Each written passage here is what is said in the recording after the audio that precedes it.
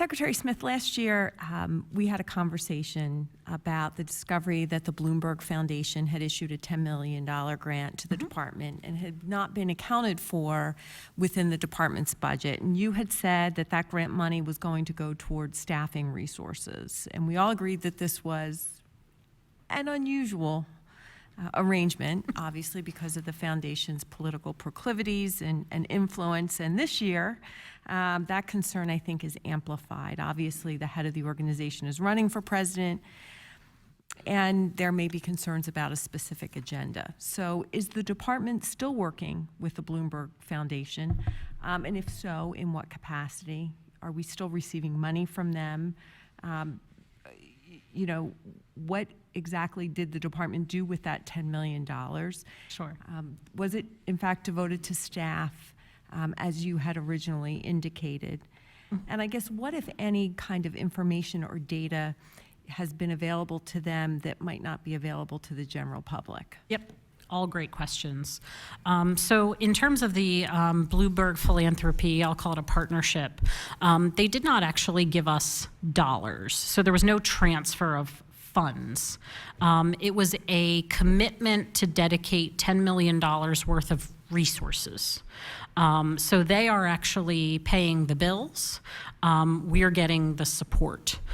So what that looks like is varied. In some cases, they're providing technical assistance to communities. So one example is we put out some funding opportunities for county jails to begin providing medication-assisted treatment within the jail system.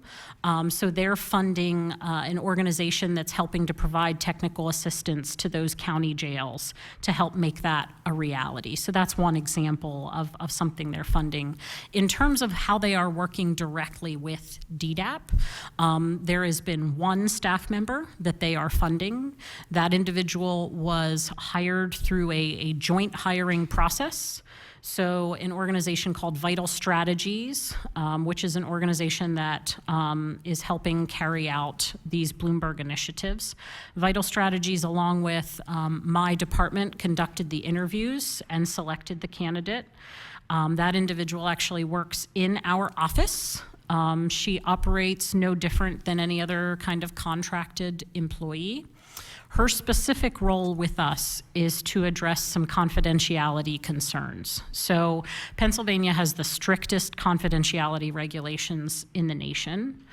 It goes above and beyond what the federal requirements are in terms of protecting medical records for individuals with substance use disorder.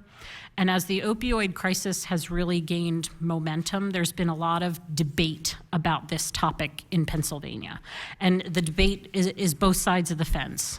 We've got folks saying, you know, please protect these regulations. We really need these strict regulations. It helps protect individuals who are in recovery. And we've got other folks who are saying it's prohibiting the sharing of data. And so it's prohibiting us from treating these patients properly because we don't have access to their full medical records. And so this is a topic that we've, I'll say, been debating for several years, at least since I joined the department, and not really been able to get our hands around what really is the issue. We hear a lot of anecdotes, but we don't see good data in order to make a policy decision. And for me to make any kind of decision about changing regulations about something that is so critically important, I need much more information than I have right now. So we're using that staff member to do an analysis for us, and she's reaching out to all kinds of stakeholders. She'll be also soliciting feedback via the website to gain an understanding of what individuals in recovery as well as various stakeholders across the Commonwealth are saying. In addition to that, there was an external legal review done by Health Information and the Law Project through George Washington University that just highlighted our regulations and where there might be some room for changing some language in those regulations. So it only provided some options about what Pennsylvania could do in terms of the way the regulations are currently written.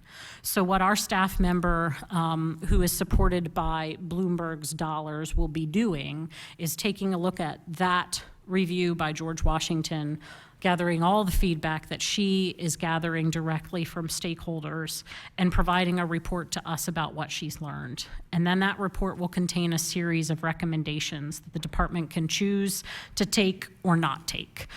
So those recommendations could be anything from don't do anything, the regulations just as they are exactly what we need, to you need to repeal this regulation, it doesn't make any sense anymore, it's antiquated, it's not really protecting people, and then anything in between. So we're really relying on her to do that kind of study. And the individual that we hired in this case has direct experience working in Pennsylvania. She actually previously worked for the Philadelphia Department of Health. So she's very familiar, particularly with Philadelphia and the epidemic there. She has a background in public health and particularly behavioral health.